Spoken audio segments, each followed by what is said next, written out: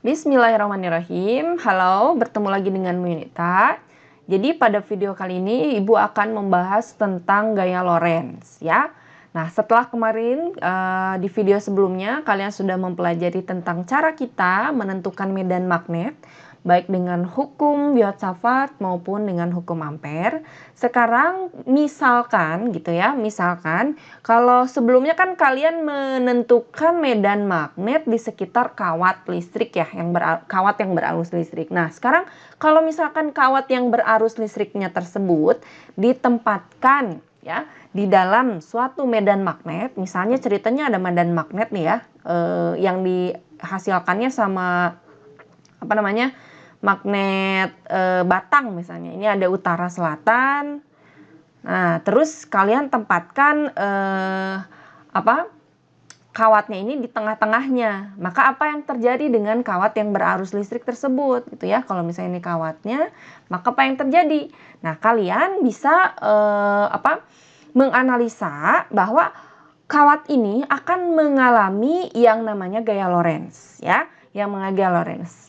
Karena menurut hukum Lorentz gitu ya, ketika kawat yang berarus listrik atau muatan yang bergerak di antara medan magnet, maka kawat tersebut atau medan muatan listrik tersebut akan mengalami gaya yang disebabkan oleh medan magnet di sekitar dia ya.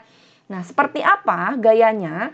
Kalian bisa gunakan aturan tangan kanan lagi. Jadi misalkan ini tangan kanan kita gitu ya. Nah, seperti ini. Nah, ini ceritanya bagus ya tangannya. Nah, kalian bisa gunakan aturan tangan kanannya seperti ini. Arah dari jempol itu, nah ini kan berarti telapak tangan ya, telapak tangan. Maka arah jempol itu menunjukkan arah dari arusnya. Ini menunjukkan arah arusnya. Jadi kalau Ibu gambarkan di sini, arah arus itu yang ditunjukkan oleh jempolnya. Kemudian 4 jari menunjukkan arah dari medannya, Nah, ini arah medannya. Sedangkan arah dari telapak tangan itu menunjukkan arah dari gaya Lorentz-nya. Jadi kalau Ibu gambarkan arah gaya Lorentz itu ke atas, di mana dia itu selalu tegak lurus dengan bidang yang dibentuk oleh arus dengan medan magnet ya. Jadi selalu tegak lurus atau telapak tangan. Nah, untuk menentukan nilainya kalian bisa gunakan rumus bahwa vektor gaya Lorentz-nya itu sama dengan hasil perkalian dari besar arus listrik dikali dengan L, vektor L, cross B, vektor B. L di sini apa? L di situ adalah vektor dari panjang ya, panjang kawatnya ya. Nah, arah L-nya itu searah dengan arah arus ya, arah L-nya searah dengan arah arus. Di-crosskan, perkalian cross dengan medan magnet, vektor medan magnet gitu ya. Sehingga untuk mendapatkan nilainya dari gaya Lorentz ini sama dengan I kali L ya, L atau L besar juga boleh, dikali dengan besar vektor B, dikali dengan sin theta. Apa itu theta? Theta adalah sudut yang dibentuk oleh sudut antara vektor atau arah deh ya, sudut antara arah B dan arah I-nya. Oke, atau arah L-nya. Nah, di sini sudutnya berapa gitu. Kalau sudutnya 90 derajat ya, membentuk sudut 90 derajat antara arah L dan arah B-nya, maka sin-nya nilainya 1 gitu ya. Jadi FL-nya cuma I kali L kali B aja. Oke. Nah, ini untuk kasus gaya Lorentz untuk kawat yang berada di sekitar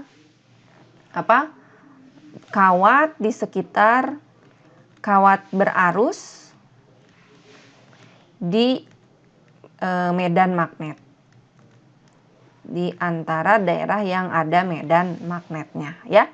Nah, sekarang kalau misalkan bukan kawat, tapi muatan. Kalau misalkan ada muatan listrik gitu ya, kamu bayangin, misalnya ada medan magnet di sini, medan magnetnya Ibu gambarkan dengan cross gitu.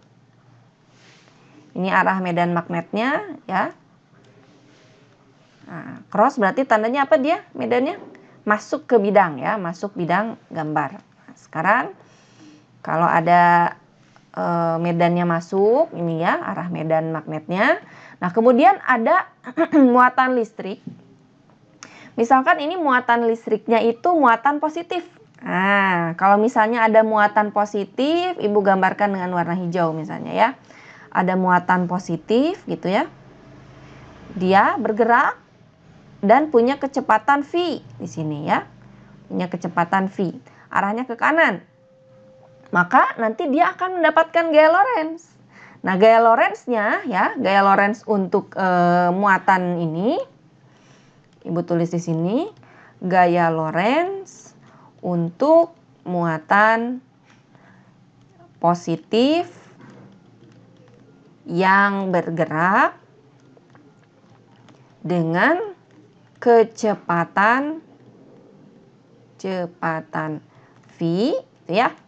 Maka gimana gaya Lorentz-nya? Kalian bisa juga gunakan aturan kaidah tangan kanan. Dengan ya, aturan kaidah tangan kanannya, gunakan kaidah tangan kanan. Di mana ya nih, kalau Ibu gambarkan lagi seperti tadi, ini kalau misalkan ini arah jempolnya gitu ya. Terus ini 4 jarinya. Ups. Nah, aduh. Gimana ini nih? Taruh. Nah, ini 4 jari. Ini jempolnya gitu ya. Ini ceritanya bagus ya gambarnya ya.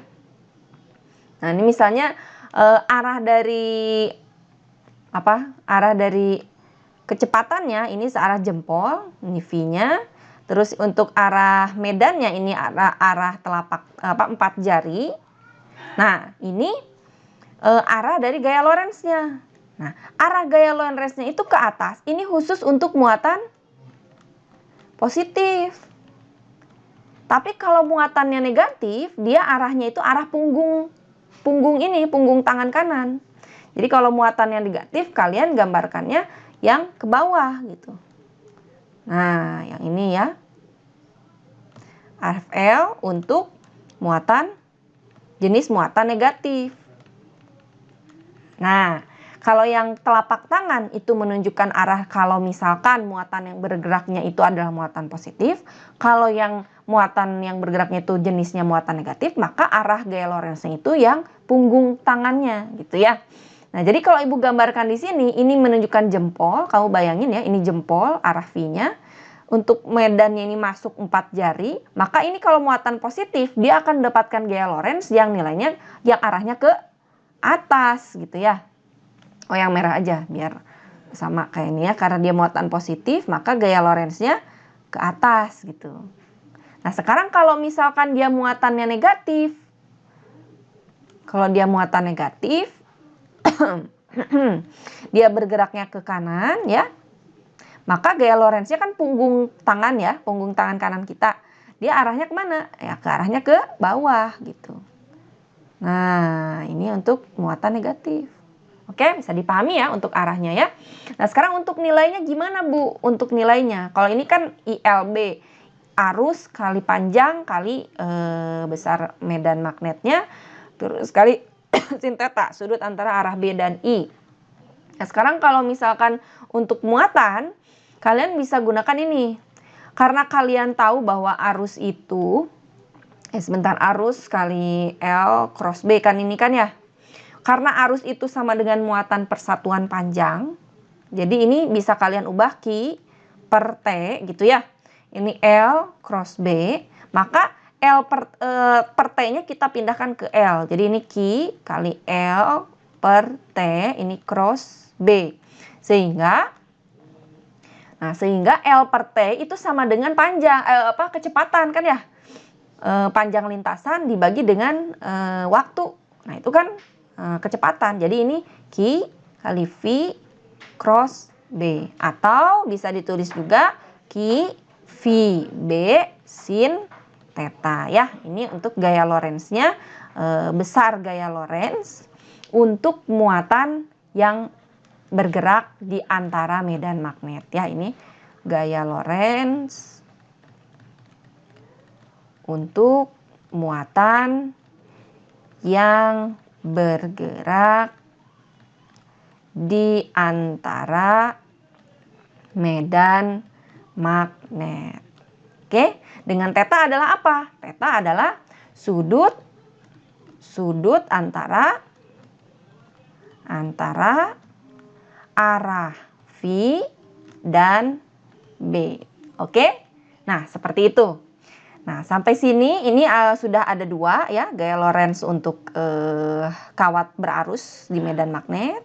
Yang ini untuk gaya Lorentz untuk muatan yang bergerak di medan magnet.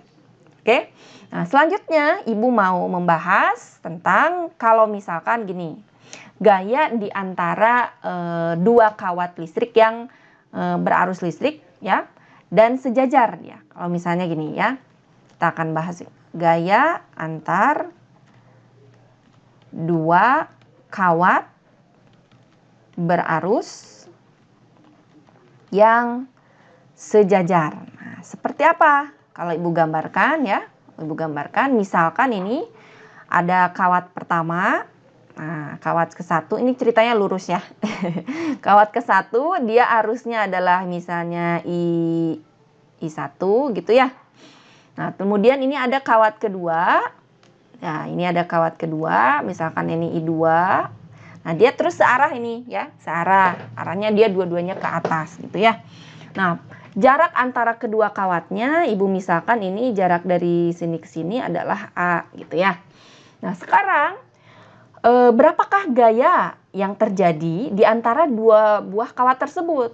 Nah, apakah mereka akan saling tarik-menarik atau tolak-menolak? Nah, cara menganalisanya seperti ini.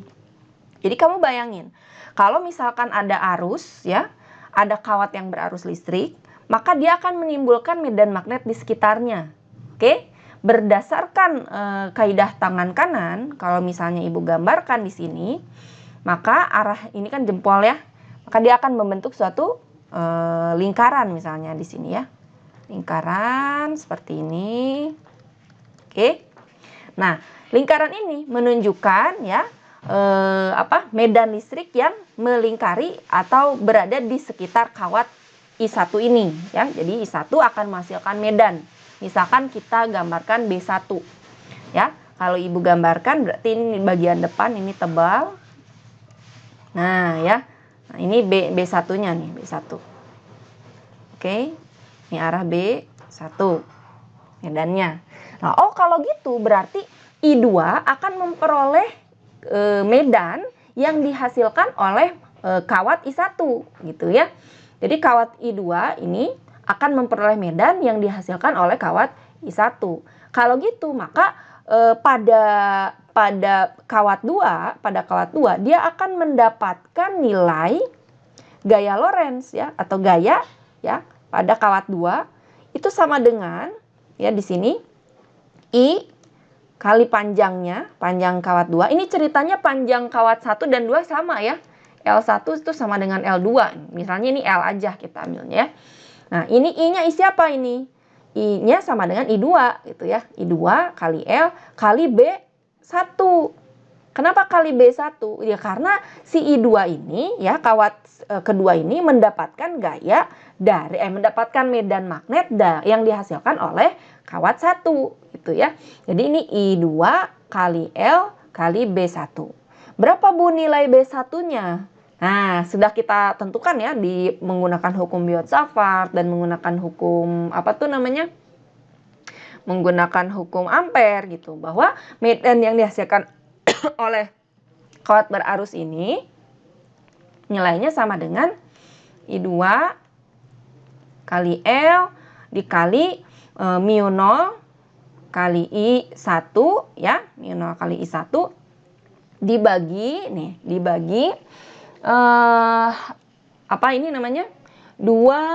pi A ya. A di sini adalah dari pusat dari kawat 1 ke titik ke kawat 2. Oke. Nah, kita peroleh seperti ini. Jadi kalau dirapihkan itu jadi I1 kali I2 dibagi 2πA gitu ya, dikali dengan L. Oke, ini F2-nya.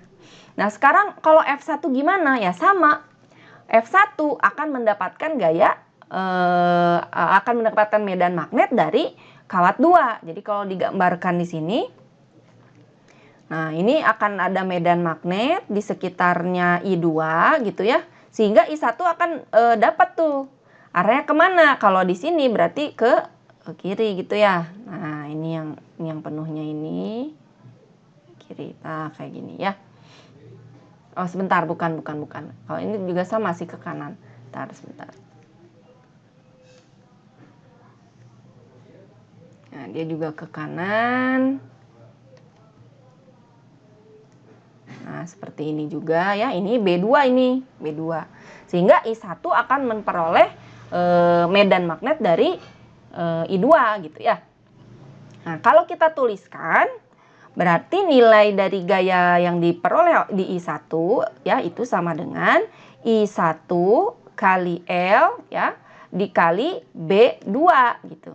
Bukan harus ada sinnya, iya betul harus ada sin theta. Nah, di sini kalau kita lihat di sini ya, untuk B-nya yang dialaminya kan untuk yang B1 nih ya, untuk yang B2 yang dialami oleh B1, dia kan keluar ya, keluar bidang. Atau ibu gambarkan titik, berarti ini keluar sedangkan arahnya ke atas, berarti dia membentuk sudut 90 kan. Nah, sehingga ini nilainya 1 ini nilainya. Jadi ini juga sama, ini harusnya ada sin theta, ini juga nilainya 1 gitu, jadi nggak ibu tulis. Oke. Nah, ini akan sama dengan apa? Sama dengan I1 kali L ya dikali B-nya itu sama B2 nya mu 0 kali I2 dibagi 2πA gitu.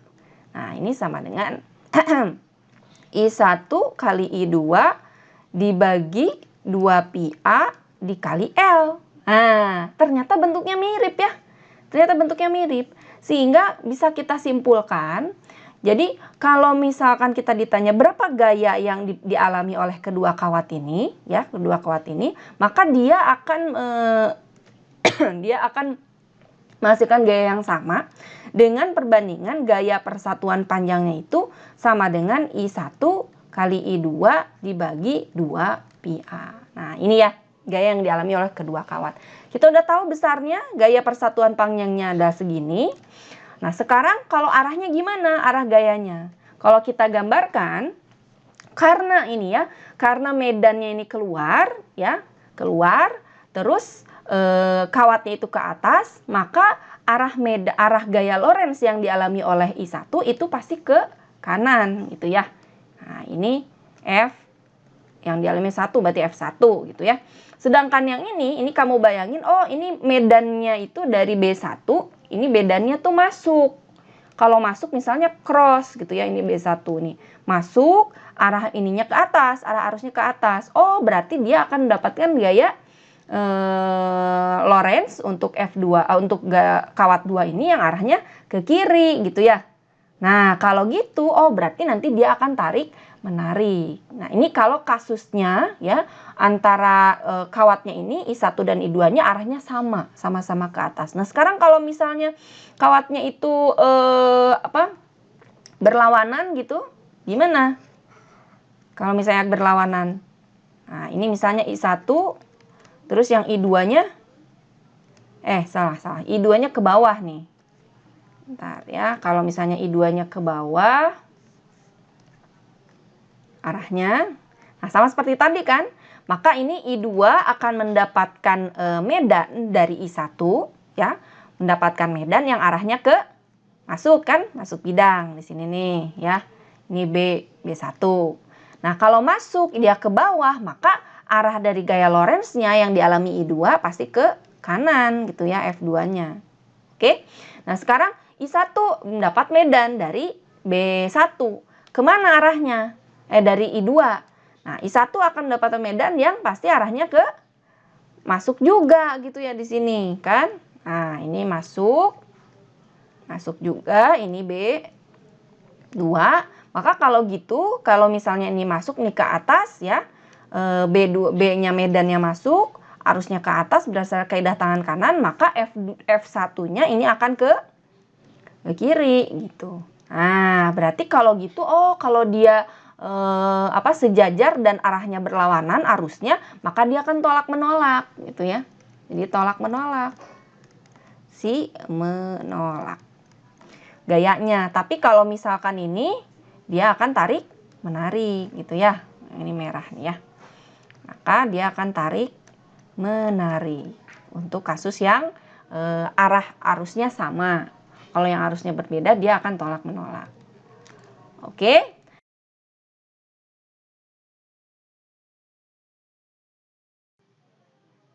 Oke, nah sekarang gimana kalau misalkan ya muatan listrik yang bergerak di antara medan magnet ini, partikel muatan listriknya itu, misalnya kasus pertama, partikelnya itu ternyata geraknya itu ya bergeraknya searah dengan medan, searah dengan medan magnet. Nah, seperti apa nanti dia bergeraknya? Nah, kalau kita lihat rumus dari gaya Lorentz pada muatan listrik, kan kalian kita sebelumnya udah bahas ya, bahwa L pada muatannya itu sama dengan Q kali V kali B dikali sin theta. Kalau dia searah, maka tetanya pasti sama dengan 0, kan ya?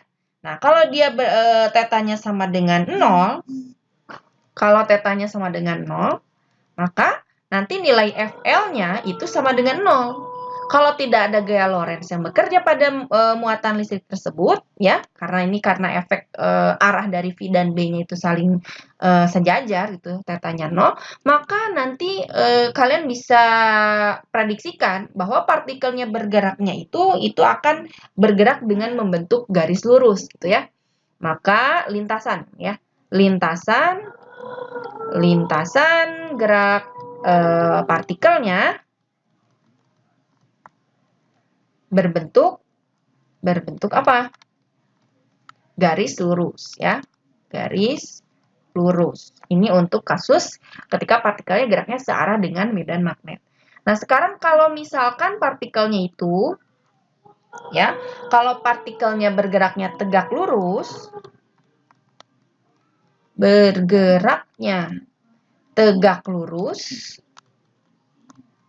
dengan medan magnet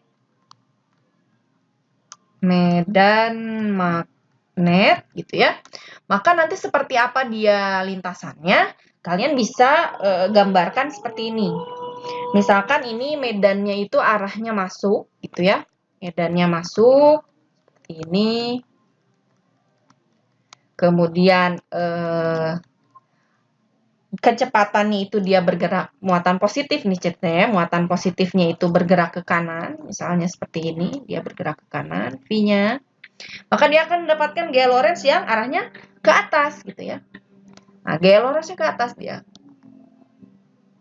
Nah, karena dia ketarik ke atas, maka dia akan membentuk agak menyimpang gitu ya, bergeraknya. Dia nanti akan menyimpang, bergerak menyimpang seperti ini, dan akan membentuk lintasan berupa lingkaran. Nah, jadi kalau misalnya dia menyimpang, maka nanti si muatan tersebut ketika berada di sini, misalnya ya, ketika berada di sini muatannya, maka dia geraknya kemana arahnya? Arahnya ke atas, gitu ya. Nah, tegak lurus nih, arahnya ke atas, V-nya jadi ke atas. Oh, berarti nanti FL-nya akan ke kiri gitu ya, ini FL. Nah, seperti itu terus sampai dia akhirnya membentuk lintasan yang melingkar. Ini kalau yang hijau yang arah medannya ya. Nah, kalau dia melingkar, maka akan kita peroleh bahwa si gaya Lorentz-nya ini ternyata sama dengan gaya sentripetal gitu ya. Karena kan yang menyebabkan dia bergerak melingkar. Nah, gaya Lorentz-nya ini sama dengan Q V B dikali sin berapa ini? 90 ya, karena tegak lurus. Ini sama dengan gaya sentripetal yang nilainya M V kuadrat per R. Oh, dia punya jari-jari ternyata ya. Dari sini dia punya jari-jari lintasannya ya. Nah, sehingga Dari sini kita bisa menghitung, oh berarti nanti jari-jari lintasannya, itu ini nilainya 1 ya, jari-jari lintasannya, ini nilainya 1, V-nya ini bisa kita coret salah satu, maka ini sama dengan MV per QB. Oke, ini jari-jari lintasan yang dibentuk oleh partikel ketika partikel tersebut bergerak tegak lurus terhadap medan magnet. Oke, nah sekarang satu kasus lagi, kalau misalkan partikelnya itu ya, partikel bergerak membentuk sudut tertentu. Sudut theta, sudut kurang dari 90 derajat terhadap medan magnet. Jadi tetanya tuh kurang dari 90 derajat. Nah, tetanya kurang dari 90 derajat. Maka seperti apa nanti lintasannya? Nah, ternyata nanti lintasan yang dibentuk oleh partikel tersebut, lintasannya akan berbentuk spiral. Spiral ya. Jadi ketika dia membentuk sudut, dia akan membentuk spiral. Dia berputar, tapi dia seperti maju gitu ya, spiral jadi bentuknya. Nah, seperti inilah. Oke, nah itu lintasan-lintasan yang dibentuk oleh partikel ketika partikel muatan listrik tersebut berada di dalam medan magnet. Ya, dia akan mengalami gaya Lorentz, yang dimana gaya Lorentz itulah yang akan akhirnya mempengaruhi bentuk dari lintasan si partikel tersebut. Oke, mungkin sampai sini dulu ya penjelasan Ibu tentang gaya Lorentz. Selanjutnya kita akan lihat nanti seperti apa aplikasi-aplikasi dari gaya Lorentz ini dan terhadap medan magnet ya. Assalamualaikum warahmatullahi wabarakatuh.